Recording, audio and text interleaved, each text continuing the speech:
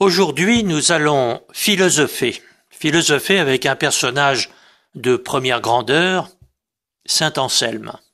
Nous voici donc au XIe siècle, un peu partout en Europe, comme nous allons le voir, car il s'est beaucoup déplacé.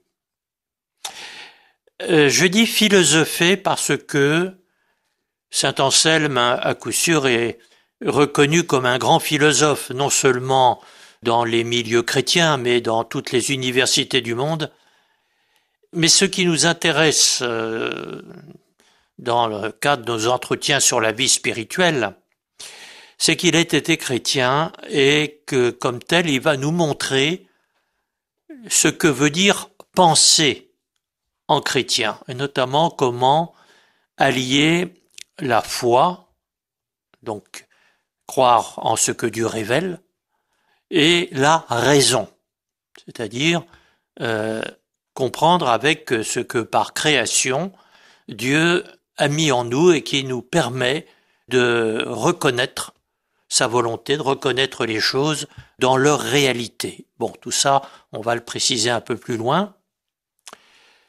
Alors, la difficulté pour présenter le personnage saint Anselme est que il fait partie de ces, de ces monstres de l'histoire de l'Occident. C'est un personnage d'une taille tout à fait exceptionnelle, de la classe d'un saint Augustin, auquel d'ailleurs il se réfère bien souvent, ou des siècles plus tard d'un saint François de Sales par exemple. Un personnage considérable, que ce soit par sa vie intellectuelle, que ce soit comme pasteur dans l'Église et à un moment très important, celui qu'on appelle de la réforme grégorienne, de ce qui va permettre à l'Église du Moyen Âge de véritablement se développer dans tous les domaines. Personnage considérable aussi spirituellement. Si nous avons le temps, on prendra un petit échantillon du mystique, de ce que saint Anselme peut nous dire de l'expérience même de Dieu. Et puis, personnage considérable aussi politiquement. Mais oui, dans la formation de l'Europe, et j'allais dire de l'Europe moderne, il aura joué un rôle décisif. Bon, c'est dire que nous n'allons pas, en quelques minutes, épuiser le sujet saint Anselme. Mais nous allons essayer de voir en quoi il reste pour nous un modèle pour penser en chrétien. Première chose à remarquer, j'ai dit, on va le trouver un peu partout en Europe. Oui. Et on peut se demander d'ailleurs, mais il parlait toutes les langues. Non, nous sommes au moment où les langues sont en train de se particulariser d'un pays à l'autre. Il est né en Italie du Nord, il mourra en Angleterre, il aura été en France, dans tout le bassin de la Méditerranée. Alors bien sûr, il y avait le latin qui fonctionnait encore entre les clercs, il était de la cléricature et donc pouvait se comprendre comme ça, mais aussi nous sommes au moment où, oui, les langues se particularisaient. On va voir par exemple que l'anglais est en train de se former du fait de l'arrivée des Normands en Angleterre et qui, à ce moment-là, rencontrent dans les premiers occupants des dialectes germaniques et l'apport très important du français va donner ce mélange de l'anglais actuel. Alors bien sûr, aujourd'hui, on peinerait à comprendre les Anglais ou même les Français du XIe siècle, mais c'est au moment où il y a une très très grande circulation des idées, de la culture, une redécouverte des auteurs anciens.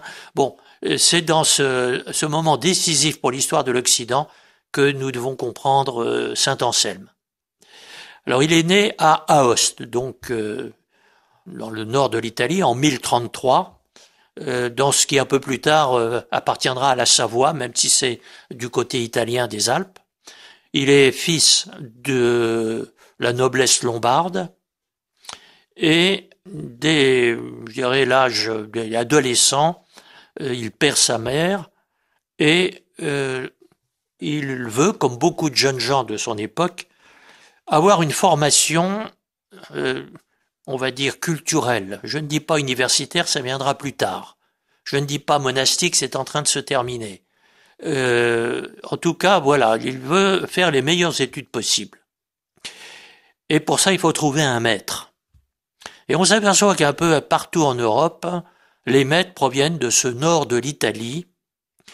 Et il a repéré qu'en France, il y avait un certain Lanfranc. Lanfranc qui était en Normandie, à Avranches, mais qui provenait de la même région que Saint-Anselme.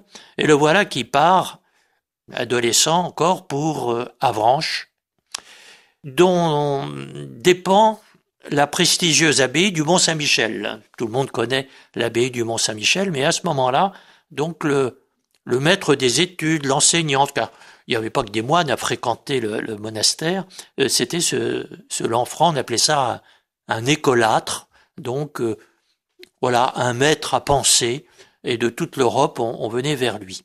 Alors Lanfranc, on le retrouvera tout au long de la vie de Saint-Anselme, et notamment évêque à Cantorbéry, comme le sera Saint-Anselme. On voit que il y avait tout un réseau d'Italie du Nord qui va être décisif dans les postes importants de l'Europe occidentale. Alors, quand il a 25-26 ans, ça y est, il a une bonne formation. Il est important de voir que il a notamment pu, grâce à Lanfranc, lire l'Antiquité païenne et l'Antiquité chrétienne. C'est pas des gens qui vivent dans les idées, ce sont des gens qui vivent dans les textes. Et ça, tous les moments importants de l'histoire de l'Église, on retrouve cette étude des textes de la grande tradition chrétienne, les grandes renaissances, disait Saint Augustin, mais dirait aussi, dans les mêmes termes, Saint François de Sales, c'est dans cette étude, c'est dans les écoles que se passent les grandes renaissances, pas dans les sacristies. Les sacristies, c'est à la fin, quand on est arrivé à la célébration du mystère chrétien. Bon, alors là, il y a de la liturgie, là, bon, mais l'enracinement, il se fait dans la transmission de la parole de Dieu, telle que l'Église la reçoit de siècle en siècle. Alors, à 25-26 ans, il a une tentation d'érémitisme.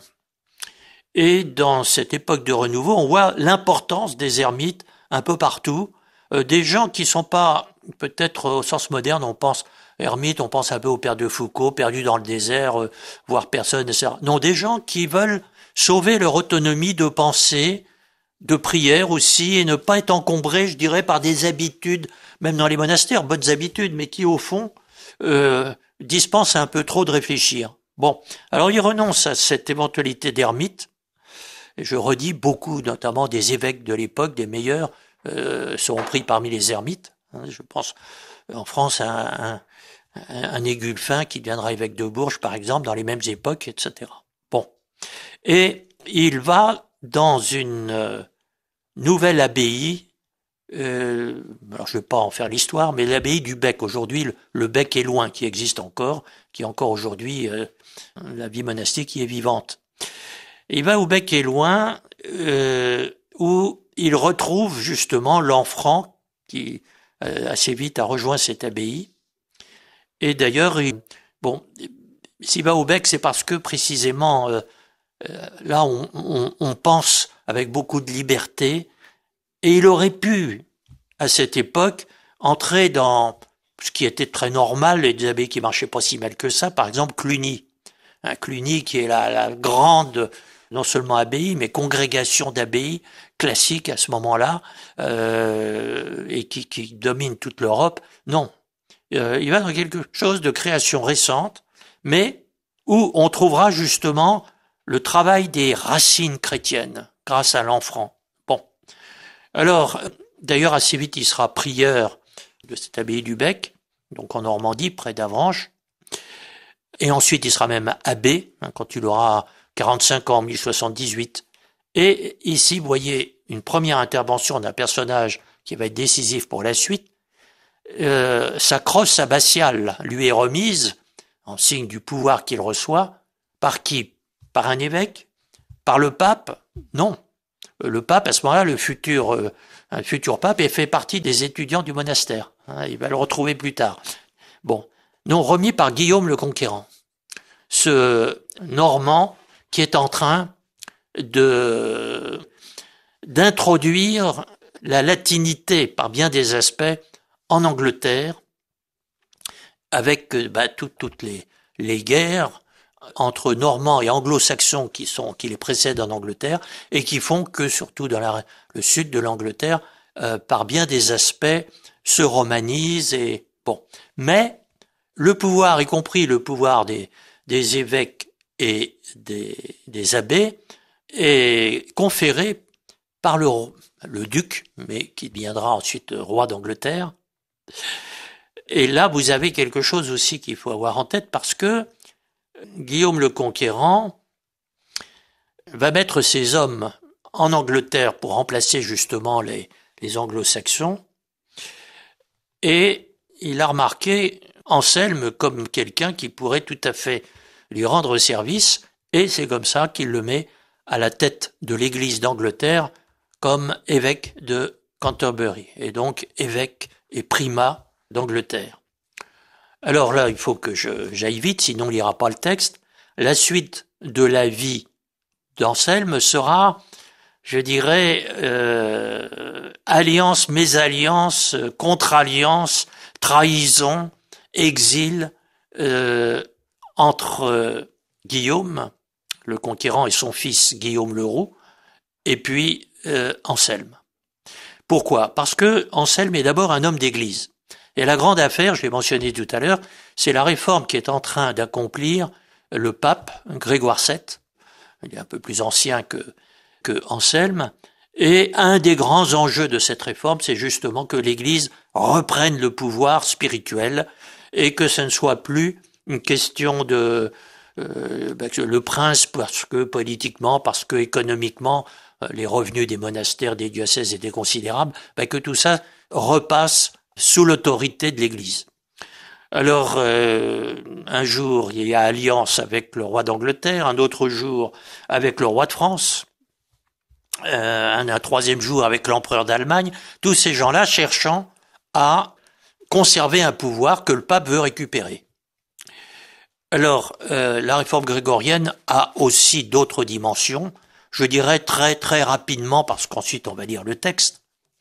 Il y a 3 terrains sur lesquels Grégoire VII veut rétablir la vigueur de l'Église d'Occident. Premier terrain, donc, politique, que l'Église échappe aux empereurs et aux rois dans ses décisions pastorales, que l'évêque soit nommé par le pape, et voilà tout.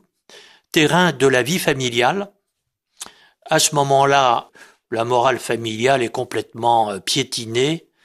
Tous les souverains trouvent des prétextes à faire annuler leur mariage pour conclure de meilleures alliances, puis justifier là aussi un nombre invraisemblable de concubines, etc. Alors là, le Grégoire VII prend des mesures aussi pour qu'on cesse de trouver tous les prétextes à tricher avec la loi de la dissolubilité du mariage. Et puis troisième terrain, je dirais le clergé de base, que le clergé retrouve un minimum de chasteté. Parce qu'en Angleterre, on voit qu'un des grands combats, par exemple, de Anselme, sera que les prêtres vont dire « Attention, on s'est engagé au célibat, on ne s'est pas engagé à la chasteté. » Autrement dit, ça va effectivement permettre une certaine indépendance. Par exemple, on ne pourra pas transmettre à son fils la paroisse et ses bénéfices. Mais ça ne veut pas dire qu'on ne veut pas avoir de fils. Bon. Et donc, vous imaginez, alors, sur tous ces terrains-là, Anselme va se battre, d'où exil successif, ce qu'il portera aussi à Rome, ce qu'il portera aussi au moment des premières croisades, au contact avec le monde musulman. Enfin, je vous dis, un personnage considérable. Alors, je vous en ai dit assez. Il finira par mourir dans son diocèse, à Canterbury. Retenons simplement cet homme sur tous les terrains, et ce qui n'empêche pas d'être un grand maître spirituel. Alors, je suis désespéré parce que mes notes prévoyaient de parler encore 2 heures avant qu'on attaque le texte. On va prendre une petite pause musicale et puis ensuite on va lire un texte essentiel de saint Anselme.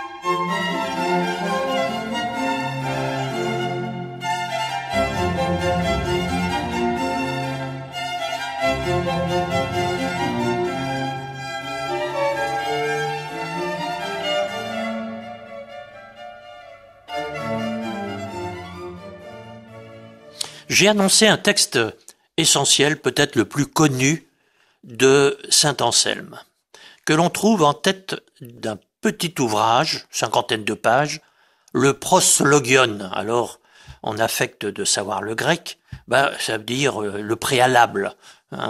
Préalable à quoi? À toute pensée chrétienne, finalement. Et c'est une méditation sur le mystère de Dieu. Peut-être même sur l'idée de Dieu. Alors l'idée et le mystère, le problème c'est que pour nous modernes, c'est un peu la même chose. Non. Pour lui, il y a, pour tout homme, pour saint Anselme, une expérience, il y a une perception fondamentale de Dieu. Dans un deuxième temps, certains diront peut-être Dieu n'existe pas. Mais c'est déjà trop tard. Parce que, en réalité, vous faites comme s'il existait toute la journée. C'est-à-dire que quand vous dites 2 et 2 font 4, vous postulez, vous établissez, vous vous adossez à, je dirais, à la solidité de la vérité. Hein. De même, quand vous dites, je ne sais pas, le ciel est bleu, c'est par rapport à un bleu absolu, parce que vous direz plus ou moins bleu, etc. Bon, bref, il n'y a de vie mentale possible que adossée à l'absolu qui est la perception pas sensible, hein, ça fait pas de Dieu dans nos vies. Bon, alors ce que va nous dire saint Anselme sur cette évidence, finalement il s'agit de cela, de Dieu, va servir jusqu'à Descartes, jusqu'au XVIIe siècle français. Toute la vie intellectuelle occidentale va se référer à ce qu'on va lire maintenant comme à la charte de toute pensée chrétienne. Bon. Alors, texte philosophique, on dit ça aujourd'hui, mais lui dirait plutôt texte de sagesse. Autrement dit, de savoir penser intelligemment. D'autant que, comme pour lui, c'est évident qu'il faut commencer par là, il commence par une citation biblique d'un psaume, hein, l'insensé, donc celui qui n'a pas de sagesse, incipient, celui qui ne sent pas, qui sagesse, sapere, c'est à la fois le goût et puis la connaissance, etc. L'insensé a dit, Dieu n'existe pas. Bon. Alors, c'est pas pour lui un problème d'athéisme, c'est un problème de pas être capable de penser justement, parce que personne n'était athée à l'époque de saint Anselme, et il serait intéressant de montrer que c'est un peu, quand aujourd'hui ça veut dire être athée, parce que les athées comme les autres, s'ils ne croient pas en Dieu, ils font comme s'ils y croyaient, par bien des aspects. C'est justement ce que va nous montrer saint Anselme. Alors je lis le texte, qui est tout à fait au début de cette réflexion sur, non pas l'existence, mais je dirais la présence de Dieu dans nos vies. Maintenant, petit homme, fuis pour un moment tes occupations. Retire-toi quelque peu de l'agitation de tes pensées. Rejette le poids de tes soucis. Renvoie à plus tard tes pénibles obligations. Occupe-toi un peu de Dieu. Repose-toi un peu en lui. Entre dans la chambre de ton esprit, fais-en sortir tout ce qui n'est pas Dieu ou qui ne t'aide pas à sa quête. Et une fois la porte fermée, interroge-le. Maintenant, mon cœur, adresse-toi à Dieu. Je me tourne vers ton visage, Seigneur, c'est ton visage que je veux, Seigneur. Et toi, Seigneur mon Dieu, instruis mon cœur. Dis-lui où et comment te chercher. Où et comment te trouver. Seigneur, si tu n'es pas ici, où te chercherai-je absent? Mais si tu es partout, pourquoi ne te vois-je pas présent? Certes, tu habites une lumière inaccessible. Et où est-elle cette lumière inaccessible? Comment pourrais-je l'atteindre? Qui m'y conduira et m'y introduira pour que je te voie en elle? Que peut faire ton serviteur, tourmenté de ton amour et rejeté loin de ta face? Je suis fait pour te voir, et je n'ai pas encore fait ce pourquoi je suis fait. Apprends-moi à te chercher, et montre-toi à celui qui te cherche, car je ne puis te chercher si tu ne me l'apprends, ni te trouver si tu ne te montres. Que je te cherche en te désirant, que je te désire en te cherchant, que je te trouve en t'aimant, et que je t'aime en te trouvant. Je n'essaie pas, Seigneur, de pénétrer ta profondeur, car je n'y compare aucunement mon intelligence, mais je désire entrer quelque peu en ta vérité, à laquelle mon cœur donne sa foi et son amour. En effet, ce n'est pas que je cherche à comprendre pour croire, mais je crois pour comprendre. Car je crois aussi que je ne comprendrai pas sans d'abord croire. Et donc, Seigneur, toi qui donnes l'intelligence à la foi, donne-moi, autant que tu sais qu'il convient, de comprendre que tu es, ainsi que nous le croyons, et que tu es ce que nous croyons. Et assurément, nous croyons que tu es tel que rien ne peut être pensé de plus grand. Tu es donc tellement véritablement, Seigneur mon Dieu, que l'on ne peut penser que tu puisses ne pas être. Assurément, tout ce qui est en dehors de toi, et de toi seulement, pourrait être pensé sans exister. Toi seul, donc, parmi tout ce qui est, tu as d'être véritablement. Et donc, parmi tout ce qui est, d'être pleinement. Puisque tout le reste n'est pas aussi véritablement, et n'a donc d'être que dans une moindre mesure. Et pourquoi donc, dit le psaume, l'insensé a-t-il dit en son cœur, il n'y a pas de Dieu, alors qu'il est si évident pour un esprit raisonnable que tu es au plus haut point. Pourquoi, si ce n'est parce qu'il est sot et insensé? Reprenons tranquillement ce texte. Je dis tout de suite qu'il a suscité des milliers de pages de commentaires et ne vous inquiétez pas trop si vous dites mais ça me paraît un peu un jeu de mots, qu'est-ce que c'est que ça? Tu es mais tu n'es pas, tu es sans... Toi tu es obligé d'être... Bon, nous sommes en plein dans ce qui au XVIIe siècle va faire qu'on trouvera plus simple de remplacer la réalité par des idées de la réalité. Et ce sera, je ne fais que l'annoncer, tout le drame de l'idéalisme moderne. Mais là, on est en face de quelqu'un qui est dans une conscience de Dieu présent dans sa vie. Et c'est pour ça, je l'ai annoncé tout à l'heure, qu'il s'étonne de l'insensé qui fait comme si Dieu n'existe pas.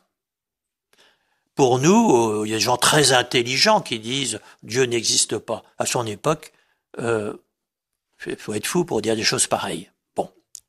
Alors reprenons ça tranquillement. Maintenant, petit homme, il parle à lui-même, fuis tes occupations, cesse de réfléchir dans tous les sens, ne t'occupe pas de tes soucis, entre dans la chambre de ton esprit. Alors derrière ça, il y a l'évangile. Quand tu veux prier, ferme la porte, entre dans ta chambre. Dieu est là dans le secret. Bon. Et donc, laisse dehors tout ce qui n'est pas Dieu. Et là, interroge Dieu lui-même. Toutes les méthodes d'oraison, c'est commence par te mettre en présence de Dieu. Et mets-toi en disponibilité par rapport à Dieu, interroge Dieu. Alors ce mot interroge Dieu, c'est un peu curieux, nous sommes au moment où naît la scolastique. Alors ce mot indique tout simplement ce qui sera la grande affaire de l'université à partir du siècle suivant, où justement toute la pédagogie est d'interroger la question. Quand on dit mettre quelqu'un à la question, ça veut dire le torturer d'une certaine façon. Eh bien, nous sommes au moment, avec saint Anselme, où naît en Occident peut-être parce qu'on voit des premiers contacts avec la philosophie grecque d'Aristote, le doute méthodique. Je ne dis pas le doute universel.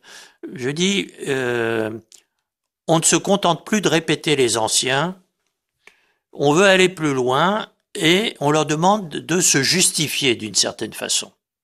Bon, d'où là, interroge et pas simplement répète. Invitation à penser et à penser par soi-même. Bon, mais à l'intérieur d'une relation vivante à Dieu. Autrement dit, ce sera pas est-ce que ce texte rend bien compte de la réalité, ça viendra plus tard, mais pense par toi-même, mais à l'intérieur d'une démarche qui est d'abord spirituelle. Et c'est ça qui fait la pensée chrétienne. Un saint Thomas d'Aquin, si vous avez seulement ouvert à 2 ou 3 reprises n'importe où la somme théologique de saint Thomas, vous voyez, c'est structuré en questions. Question 1, question 2, question 3, etc. Bon. Mais saint Thomas comme saint Anselme, un siècle et demi plus tôt, 2 siècles même plus tôt, c'est à l'intérieur de... Tu interroges quelqu'un qui est maître de sagesse. C'est dans un dialogue avec Dieu que tu peux penser. Alors aujourd'hui, on n'a même plus ça.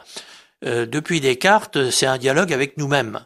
C'est l'idée qu'on a des choses, parce qu'on est dans la démarche de à quoi ça va pouvoir nous servir. Alors que là, on est tout simplement dans la gratuité de comprendre ce qui est. Démarche contemplative. Même si elle est intellectuelle, comprendre. Mais qui est à l'intérieur de quelque chose de plus fondamental et qui est profiter tout simplement de ce qui est. Bon. Alors tout ce petit traité, le proslogion, le préalable, je disais tout à l'heure, s'inscrit dans une prière et saint Anselme, pas un instant, ne prétend penser autrement que dans l'intelligence d'un Dieu qui se révèle à moi. Bon. Si bien que la vérité ne peut être reçue que dans le recueillement, d'où mets-toi en prière, ferme ta porte, ton Père qui est dans le secret, etc. Alors, quand il dit entre dans la chambre de ton esprit, cette chambre, on peut dire c'est quelque chose dans notre cerveau, etc. Non, c'est un des mots, vous retrouverez les demeures de Thérèse d'Avila, c'est finalement la même chose. C'est dans cette conviction que Dieu réside, pas simplement te donne un peu de lumière, mais il habite en toi. Ton Père qui est dans le secret, il est là. Et cette chambre, je dirais, c'est celle de tous les maîtres spirituels dans laquelle, finalement, nous pouvons vivre l'union à Dieu. Bon, chambre nuptiale, c'est là que Dieu se révèle. Bon. Alors, retenons de ce premier paragraphe qu'il n'y a pas de frontière entre la pensée et la prière, puisque la pensée, c'est chercher Dieu, c'est interroger Dieu. C'est, je le redis, au XVIIe siècle que on déconnectera pensée et prière. Et on va isoler l'idée des choses de la réalité des choses, parce que là aussi, ce chrétien qui est saint Anselme est complètement dans l'univers mental même du prologue de saint Jean, où les choses subsistent en Dieu. Alors vous pouvez les abstraire de cette subsistance l'idée des choses pour les combiner avec d'autres idées, etc. Et ça donnera, je le redis, l'idéalisme moderne. Mais là, saint Anselme ne doute pas un instant qu'en regardant ce qui l'entoure, cette table, ce que je vois par la fenêtre, etc., il regarde, j'allais dire, quelque chose qui subsiste en Dieu. Non, beaucoup plus profondément encore, il regarde Dieu lui-même dans les choses. Alors nous on dit oui, mais alors c'est l'un ou l'autre, pas les deux, précisément parce que nous sommes nés après Descartes. Mais pour lui, il s'agit d'une expérience fondamentalement religieuse, le mot religion indiquant la relation à quelqu'un. Voilà.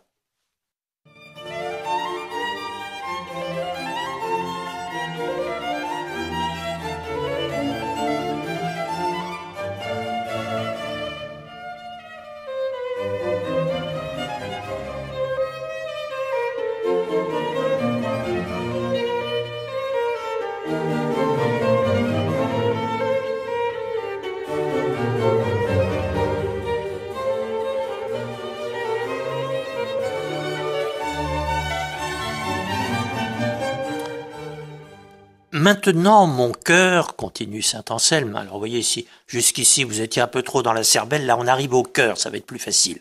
Maintenant, mon cœur, adresse-toi à Dieu, et puis il cite maintenant l'Écriture, je me tourne vers ton visage, c'est ton visage que je veux, Seigneur. Bon, vous voyez, tout ça c'est en fait le monde de la liturgie, hein, le monde des psalmodies du monastère. Donc je cherche ton visage, Seigneur. Toi, Seigneur mon Dieu, instruis mon cœur, dis-lui où et comment te chercher, comment te trouver. Alors tu es partout, et pourtant je te vois pas. Tu es dans une lumière inaccessible, mais alors, moi je peux pas accéder, alors qui va me conduire, qui va m'y introduire? Ben, il faut que ça soit toi. Apprends-moi à te chercher. Bon. On voit déjà par ce point de départ liturgique, j'allais dire, de la réflexion de saint Anselme, hein, c'est ton visage, Seigneur, que je cherche, que le penseur chrétien se comprend lui-même dans la continuité de la révélation biblique. Attention, la révélation, la Bible, la tradition de l'Église, etc., est à la fois raisonnable, mais sa source n'est pas simplement ce que nous trouvons dans notre cervelle par les seules ressources de la raison. Et bon, je ne suis pas en train de dire qu'il y a continuité entre les deux. Il y a superposition et il n'y a pas opposition entre la foi et la raison. Bon, mais ce qui nous intéresse ici, c'est de voir qu'un penseur comme saint Anselme, lorsqu'il s'agit de philosopher, c'est Dieu qui l'interroge et qui l'écoute. Voilà, j'en dis pas plus parce que sinon il faudrait qu'on s'engage dans des débats sans fin sur la foi et la raison, etc.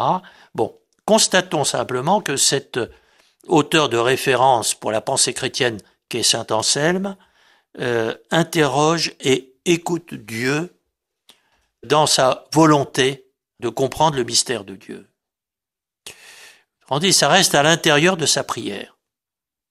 Et alors, il s'offre à Dieu en disant, c'est toi, Seigneur, qui vas me donner la réponse. Tu habites une lumière inaccessible, il faut que toi-même, tu viennes m'illuminer. Il y a une expression que j'aime beaucoup au tout début de cette œuvre monumentale de saint Thomas d'Aquin qu'on appelle sa Somme théologique, où il nous dit que la théologie, c'est-à-dire la science de Dieu, provient de cette lumière, par ailleurs inaccessible, mais qui, c'est le mystère d'un Dieu qui a voulu partager sa vie avec nous, mais qui se donne à nous et qui s'imprime, la science qu'il a de lui-même, il va l'imprimer en nous. Et c'est cette impression de ce que Dieu sait de Dieu qui va former la théologie, qui va à ce moment-là, dans notre intelligence, entrer dans le langage, va se dire avec des mots. Et c'est d'ailleurs le mystère de l'inspiration qui fait que la révélation, dans la Bible, mais aussi dans toute la tradition de l'Église, la révélation, c'est Dieu qui se dit en l'homme. Autrement dit, notre connaissance de Dieu ne va pas provenir de notre réflexion sur Dieu à travers les idées que nous en avons. Malheureusement, c'est un petit peu ce qu'est devenu la théologie universitaire 2 siècles plus tard, après saint Anselme. Non, notre connaissance de Dieu, c'est Dieu qui s'imprime en nous du fait qu'il mène vie commune avec nous.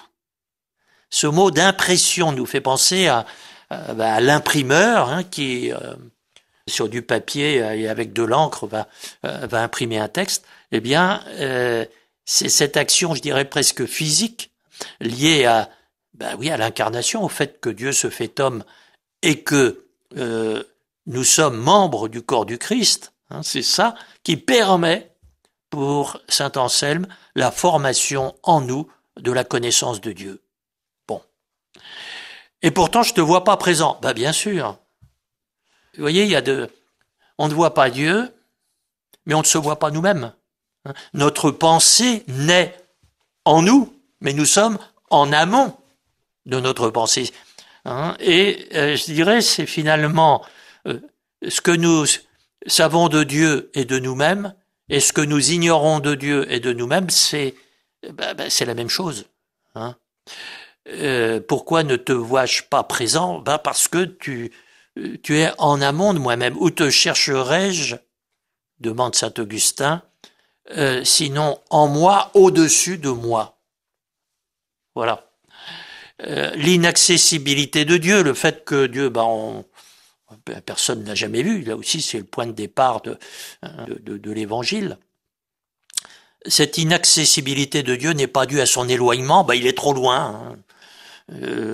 Mais je dirais au débordement continuel de son amour inépuisable et de sa lumière inépuisable qui inonde en quelque sorte notre connaissance qui ne devient, je dirais, consciente des réalités que de façon limitée. Et c'est comme ça, tu es partout, vient de dire saint Anselme à Dieu, et donc exactement comme vous êtes dans un torrent face au courant qui vous inonde, vous pouvez pas voir d'où provient le courant parce que il ne cesse pas de vous inonder.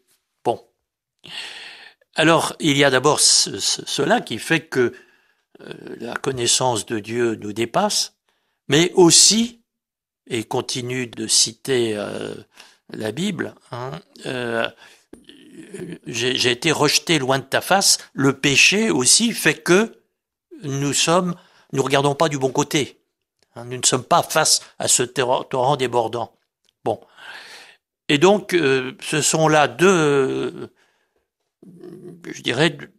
exigences de toute pensée chrétienne que de se remettre face à Dieu et d'accepter le débordement de la lumière de Dieu sur notre intelligence. Et c'est comme ça qu'il va falloir que Dieu se dise en l'homme humainement. Et Jésus nous dira, je suis le chemin autant que la vérité et la vie. Autrement dit, il y a un lien indestructible et nécessaire entre pensée chrétienne et vie chrétienne, c'est-à-dire vie commune avec le Christ, et qui fait que par son incarnation, Dieu se donne à nous dans notre vie. Qui m'a vu a vu le Père, pourra dire Jésus. Je continue la lecture du texte. Sa prière continue. Que je te cherche, Seigneur, en te désirant, et que je te désire en te cherchant. Que je te trouve en t'aimant, que je t'aime en te trouvant. Je n'essaie pas, Seigneur, de pénétrer ta profondeur, car mon intelligence est sans proportion. Mais je désire entrer quelque peu en ta vérité. En effet, ce n'est pas que je cherche à comprendre pour croire, mais je crois pour comprendre. Car je crois aussi que si d'abord je croyais pas, je pourrais pas comprendre. Bon. Il y a ici quelque chose de fondamental aussi pour comprendre la pensée chrétienne. C'est l'amour qui ouvre à la connaissance de Dieu. Si on ne... Vous voyez comment un petit enfant prend conscience de lui-même, c'est à l'intérieur d'une vie sociale dont le premier élément est sa relation à ses parents, sa maman, son papa, etc. Et si cette relation, autrement dit, si cette confiance, vous me direz, c'est spontané, il a aucun mérite. Oui, on n'a aucun mérite. Mais si cette confiance n'est pas en place, si pour une raison mystérieuse, il n'était pas dans la conviction que ses parents ce qu'ils disent est vrai, qu'ils l'aiment bien, etc., il pourrait pas se développer. Il pourrait pas prendre conscience, il pourrait pas dire je s'il ne croyait pas en la solidité de ceux qui lui disent tu. Et donc, c'est l'amour. L'amour, c'est pas trouver que les gens sont gentils, c'est leur faire confiance. Et entrer donc dans leur logique à eux. Les laisser faire de nous ce qu'ils voudront. Alors, l'amour peut être bien malade, peut être tout ce qu'on veut, mais je veux dire, le mouvement de l'amour, c'est celui de la confiance. Bon. Et c'est là que la vérité, à ce moment-là, peut se dire. Et donc, je crois pour comprendre. Mais si je dis, il faut d'abord, prouve-moi d'abord que tu m'aimes, ça marchera jamais. Parce que il y aura jamais de preuve de l'amour. Il y a l'amour qui permet ensuite de prouver tout le reste. Mais c'est l'amour qui ouvre à la connaissance, comme on peut le constater, je dirais, dans encore une fois, dans la croissance mentale de tout être humain. Bon. Et à ce moment-là, la pensée se déroule comme une exploration de la foi en celui qu'on aime. Une prise de conscience de la vérité de l'amour. Et à ce moment-là, si Dieu est amour, on s'aperçoit que Dieu est aussi raison. Le mot raison, ratio, c'est un des noms du Christ. Le logos en grec, tout ça, c'est la même chose. Le monde est intelligible quand, je dirais, quand on lui fait confiance, quand on fait confiance à celui qui nous le donne, qui se donne à nous en lui. Bon. Alors, ça a des tas de conséquences, cet appel à, je dirais, à la priorité de l'amour sur la connaissance, pour la connaissance. Essayez par exemple de convaincre un athée moderne, je dis moderne puisque au temps de saint Anselme, simplement c'était pas possible, quoi. Personne n'imaginait un monde sans Dieu. Bon. Alors un athée moderne, qui a donc l'idée, je dis bien l'idée, que Dieu n'existe pas. Essayez de le convaincre, ça ne marchera jamais. Parce que si vous arriviez, et au fond c'est assez simple, à lui dire, mais comme Voltaire, qui disait, oui, mais vous voyez cette mécanique de la création, enfin il disait du monde, je ne peux pas penser que cette horloge puisse fonctionner s'il n'y a pas un grand horloger qui a... Bon, mais ça vous donnera jamais accès qu'à l'idée de Dieu. Ça ne vous donnera jamais accès à la réalité de Dieu. Où elle est au départ, où Dieu, dans le monde des idées, n'existera pas. Il sera qu'une hypothèse. Et une hypothèse, c'est pas intéressant, une hypothèse, c'est la réalité qui est intéressante. Bon. Donc, essayez de prouver un athée au sens, il y a un système de pensée dans lequel Dieu n'existe pas. Et Dieu sait qu'aujourd'hui, c'est assez répandu. Bon. Ben, vous ne pourrez jamais lui démontrer qu'il a tort. Parce que vous lui démontrerez que l'idée de Dieu est plus satisfaisante que l'idée d'absence de Dieu, mais ça ira pas plus loin, et finalement, pour lui, ça n'a pas grand intérêt. Donc il faut inviter l'incroyant non pas à comprendre que Dieu existe, mais à s'apercevoir que Dieu est déjà là dans sa vie. Et qu'il y a une rencontre de quelqu'un. Alors comment, c'est un autre discours. Mais vous voyez sur quel chemin nous emmène saint Anselme.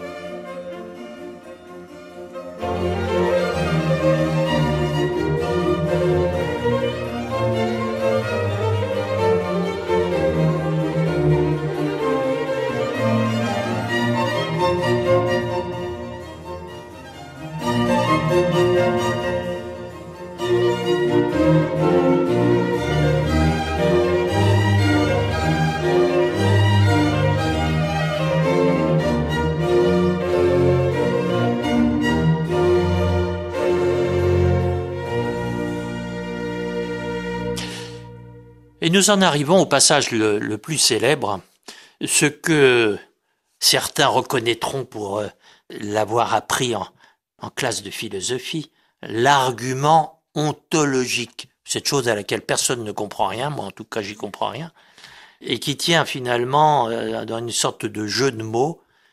Eh bien le mieux c'est de donner la parole là-dessus à saint Anselme dans ce texte immortel. Assurément, Seigneur, nous croyons que tu es tel que rien ne peut être pensé de plus grand. Tu es donc tellement véritablement, Seigneur mon Dieu, que on ne peut penser que tu puisses ne pas être. Assurément, tout ce qui est en dehors de toi, et de toi seulement, pourrait être pensé sans exister.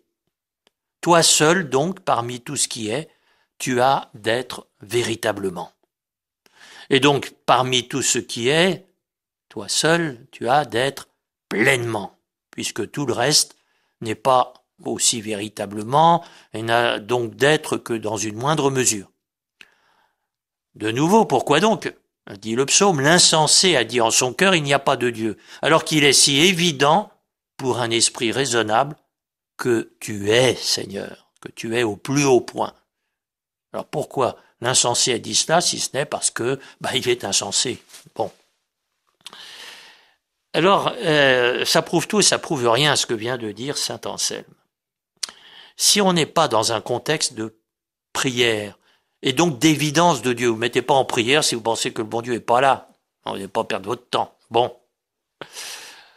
Alors là, on a, je dirais, le point de départ de l'incompréhension fondamentale aujourd'hui entre deux univers qui cohabitent mais qui se rencontreront jamais. Celui où Dieu est évident, je dirais pas voilà le chrétien, je dirais voilà où sont tous ceux qui se réfèrent à l'au-delà, à Dieu, au transcendant. Non, et puis l'univers de ceux qui disent ah non, Dieu n'existe pas.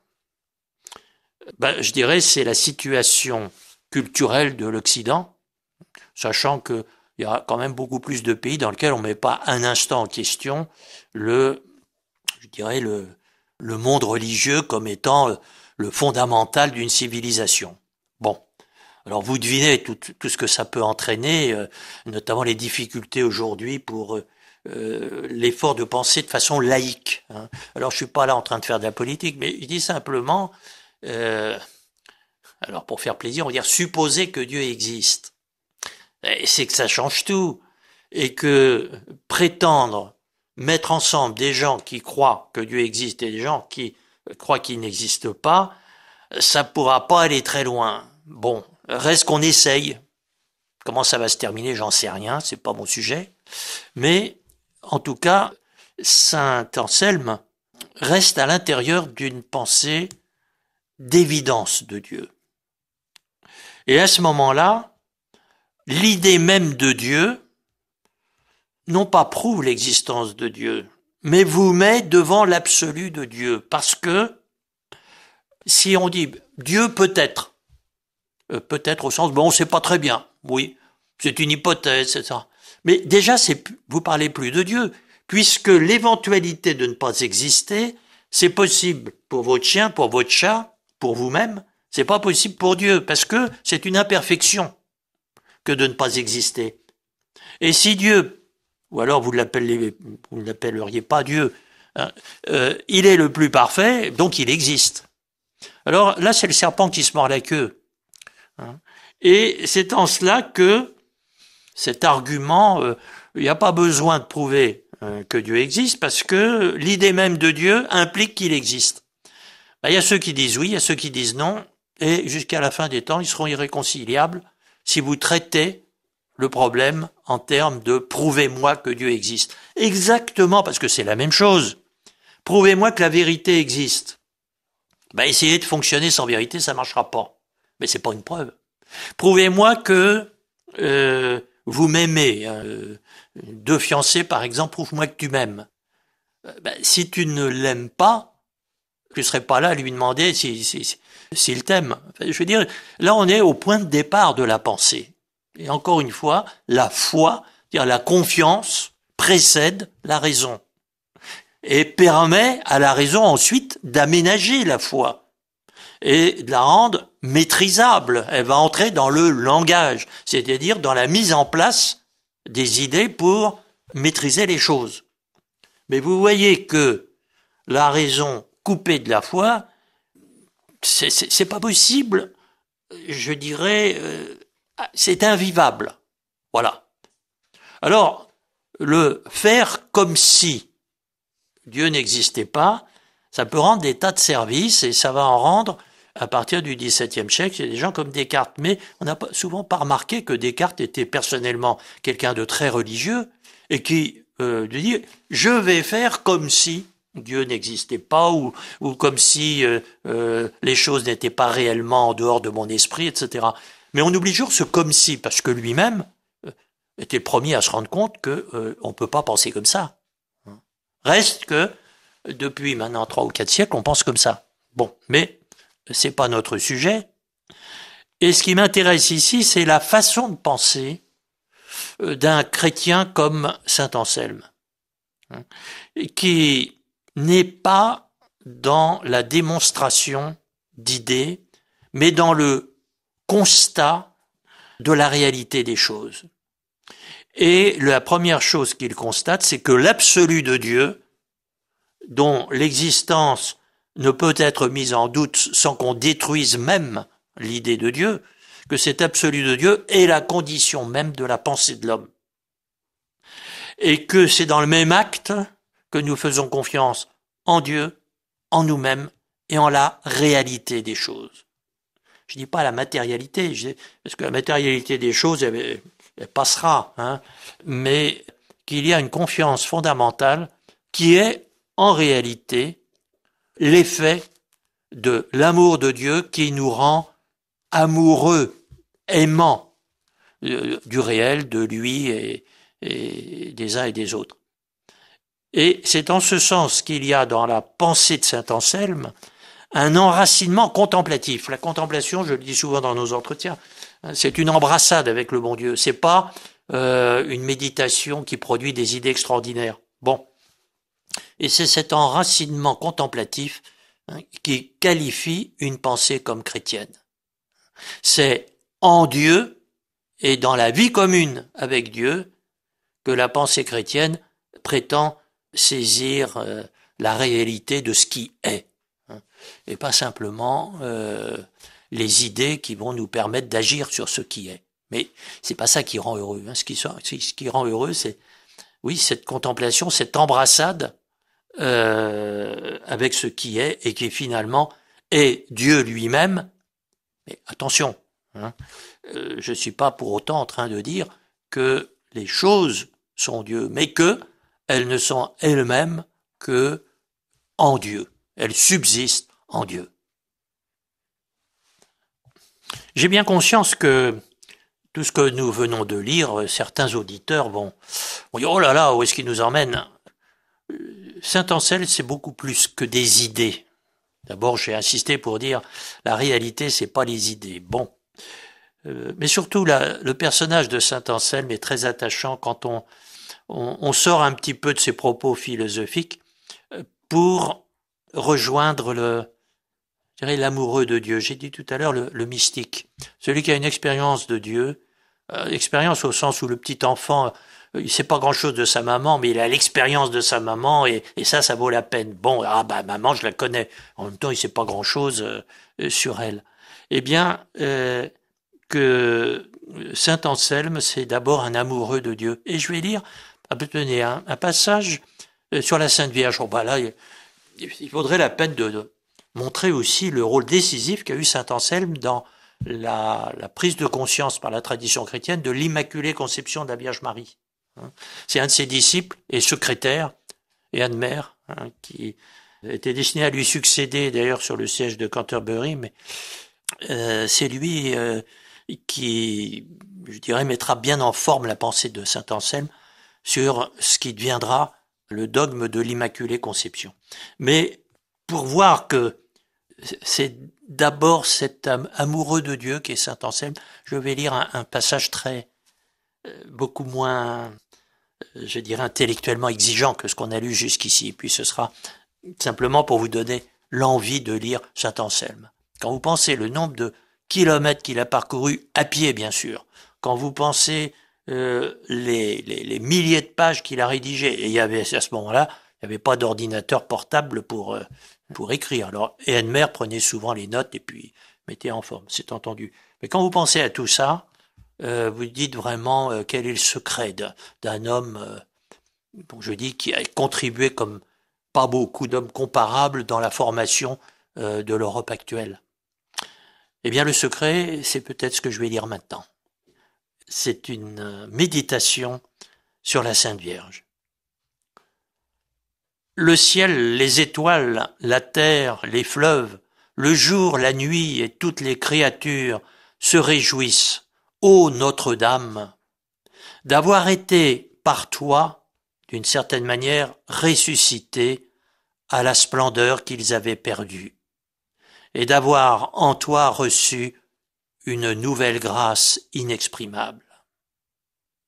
Car les choses étaient comme mortes, elles avaient perdu leur dignité originelle pour laquelle elles avaient été destinées.